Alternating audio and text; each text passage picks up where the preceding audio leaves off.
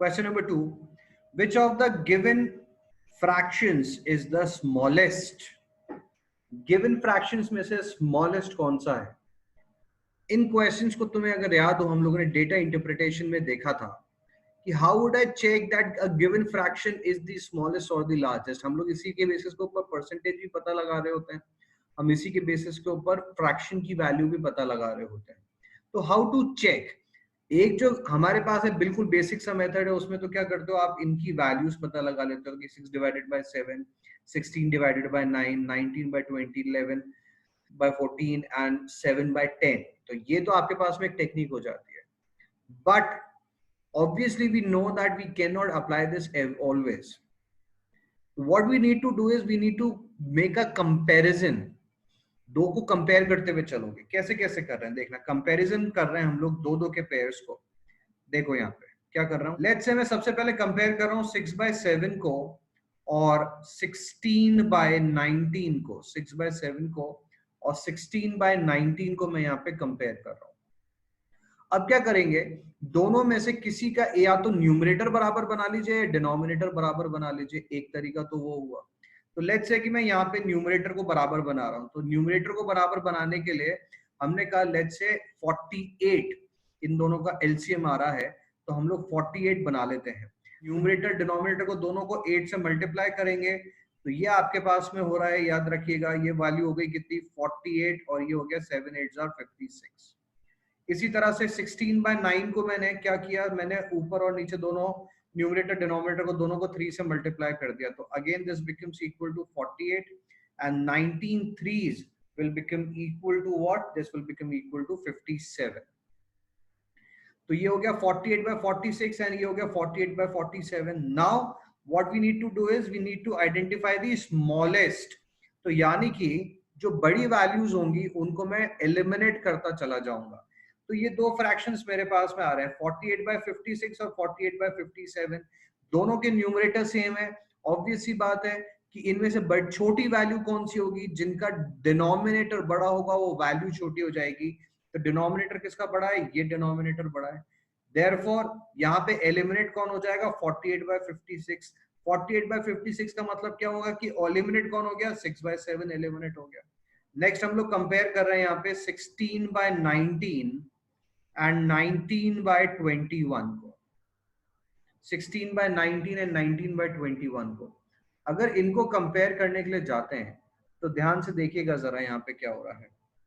ये आपके पास में इंक्रीमेंट हुआ न्यूमरेटर में. अब ये दूसरी टेक्निक में तुम लोग को बता रहा हूँ. इनके भी न्यूमरेटर्स और डिनोमिनेटर सेम बना के तुम लोग सॉल्व कर सकते हो, लेकिन मैं तुम्हारे को एक दूसरी टेक्निक बता रहा हूँ. यहाँ पे क्या टेक्निक है देखिएगा. यहाँ पे आपने कहा कि इंक्रीमेंट न्यूमरेटर में कितना आ रहा है, 3 का. डिनोमिनेटर में इंक्रीमेंट कितने का आ रहा है, 2 का. न्यूमरेटर में इंक्रीमेंट कितने का, 3 का. डिनोमिनेटर में इंक्रीमेंट 2 का. तो you just need to check कि किसमें ज्यादा परसेंटेज चेंज आया है. तो ध्यान से मुझे जरा देख के बताओ, 3 by 16 जरा ज्यादा बड़ा बनेगा या 2 by 19 ज्यादा बनेगा. अगर मैं परसेंटेज टर्म्स के अंदर बात कर रहा हूं तो 3 by 16 परसेंटेज के फॉर्मेट में ज्यादा है या 2 by 19 की वैल्यू ज्यादा है. ऑब्वियसली देखिए यहाँ पे 3 by 16 की वैल्यू ज्यादा हुई. क्या कहा हमने, परसेंटेज और proportionate increase in numerator is more than the denominator. बड़े दोनों ही हैं. जब न्यूमरेटर बढ़ता है, when numerator increases the value of fraction increases. When denominator increases the value of fraction decreases. जब मैं कह रहा हूं कि न्यूमरेटर बढ़ रहा है तो इसका मतलब फ्रैक्शन की वैल्यू बढ़ी है. जब डिनोमिनेटर बढ़ रहा है इसका मतलब फ्रैक्शन की वैल्यू कम हुई है. दोनों में से ज्यादा प्रोपोर्शनेट चेंज किस में आया है, न्यूमरेटर के अंदर आया है. तो बिकॉज न्यूमरेटर के अंदर प्रोपोर्शनेट चेंज आया है यहाँ पे ज्यादा, देयरफॉर जो न्यूमरेटर का इंपैक्ट होगा वो ज्यादा होगा. यानी कि यहाँ पे 19 by 21 is going to be more than 16 by 19. फिर से सुन लीजिए ध्यान से मैं क्या कह रहा हूं आपसे. You just need to check कि किसमें ज्यादा परसेंटेज चेंज आया है. क्या न्यूमरेटर में ज्यादा परसेंटेज चेंज आया है, डिनोमिनेटर में ज्यादा परसेंटेज चेंज आया. क्योंकि यहाँ पे हमें क्लियरली दिखाई दे रहा है कि 3 by 16 के हिसाब से न्यूमरेटर में ज्यादा परसेंटेज या प्रोपोर्शनेट चेंज आया है, देयरफॉर न्यूमरेटर का इंपैक्ट ज्यादा होगा एज कंपेयर टू डिनोमिनेटर। तो न्यूमरेटर का इंपैक्ट क्या था कि the fractions value is going up, therefore 19 by 21 is going to be more than 16 by 19, and therefore the value of 19 by 21 ये ज्यादा हो गई 16 by 19 से, इसलिए एलिमिनेट कौन हो जाएगा यहाँ पे? Again 19 by 21 has been eliminated. Next देखिए, अब मुझे कंपेयर करना है किसको? Now I am comparing 16 by 19 to 11 by 14. 16 by 19 to 11 by 14. Again remember, देखिए यहाँ पे तो काम बहुत आसान हो जाता है हमारा। क्या खास बात है? न्यूमरेटर भी 5 से डिक्रीज हुआ और डिनोमिनेटर भी 5 से डिक्रीज हुआ। दोनों के अंदर आपके पास में एब्सोल्यूट टर्म्स के अंदर change is equal, but as we can see 5 as a percentage of 16 is going to be more than 5 as a percentage or proportion of 19. यानी कि अगेन न्यूमरेटर का जो इंपैक्ट है चेंज का, दैट इज मोर। तो numerator का impact ज्यादा होने का मतलब क्या हुआ? जब न्यूमरेटर डिक्रीज हो रहा है इसका मतलब फ्रैक्शन की वैल्यू डिक्रीज होगी। जब डिनोमिनेटर डिक्रीज कर रहा है इसका मतलब फ्रैक्शन की वैल्यू इंक्रीज होगी। लेकिन यहाँ पे इंपैक्ट ज्यादा किसके, असर किसका ज्यादा आया? न्यूमरेटर का असर ज्यादा आया। therefore the overall fractions value is going to go down, and thus 16 by 19 will be eliminated and 11 by 14 is going to be less than 16 by 19. Last we come to what? Last we come up to what? We come to 11 by 14 and 7 by 10. यहां पे भी same technique apply हो रही है। The numerator has gone down by 4, the denominator has also gone down by 4। Again 4 by 11 is going to be more than 4 by 14, and therefore the impact of change in numerator is going to be more than the impact of change in denominator. और numerator का impact क्या है कि numerator कम होता है तो overall value of fraction goes down. तो numerator आपके फ्रैक्शन की वैल्यू को कम कर रहा है, डिनोमिनेटर आपकी वैल्यू को बढ़ा रहा है।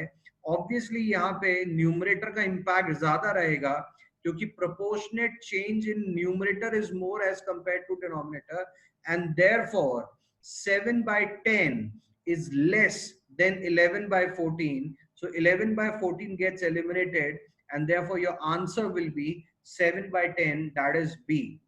Right बच्चों? चलिए question number 3, which of the following fraction is the greatest? I need to compare the fractions given in question number 3. यहाँ पे 41 और 32, 41 by 32 और 25 by 16 को अगर कंपेयर करते हैं तो ऑब्वियसली यहाँ पे देखिए 25 by 16 और 41 by 32 दोनों के हम लोग डिनोमिनेटर्स को सेम बना लेते हैं। So this will become equal to 50 by 32, and this is already 41 by 32. Obviously यहाँ पे जिसका न्यूमरेटर बड़ा है, क्योंकि डिनोमिनेटर्स दोनों के सेम हो गए, तो जिसका न्यूमरेटर बड़ा है वो आपका आंसर हो जाएगा। Therefore 50 by 32, तो यानी कि 41 by 32 is eliminated, क्योंकि ग्रेटेस्ट पूछा गया तो ऑप्शन नंबर ए एलिमिनेट हो चुका है। पहले ऑप्शन नंबर सी और डी को कंपेयर कर लेते हैं। तो 67 by 58 और 78 by 69, न्यूमरेटर में इंक्रीज कितने का आ रहा है? This is 11। यहाँ पे डिनोमिनेटर में इंक्रीज कितने का आ रहा है? This is again equal to 11। दोनों के अंदर आपके पास में बराबर का इंक्रीज आया है, बट डिनोमिनेटर का जो इंक्रीज है that is more in proportion as compare to the proportionate increase in numerator. यानी कि आपके पास में डिनोमिनेटर का इंपैक्ट ज्यादा रहेगा, न्यूमरेटर का इंपैक्ट कम रहेगा, and therefore 78 by 69 gets eliminated. ये आपके पास में एलिमिनेट हो गया। अब आपके पास में बचे कौन कौन? 25 by 16, 25 by 16 and 67 by 58। इनको अगर हम लोग कंपेयर करने के लिए जाते हैं तो यहाँ पे 25 से 67 के ऊपर जाने के लिए हमारा जो इंक्रीज इन न्यूमरेटर हुआ है that is equal to 2 and 42, और इसी तरह से आपके पास में डिनोमिनेटर के अंदर जो इंक्रीज आया दैट 2 इज इक्वल टू 42।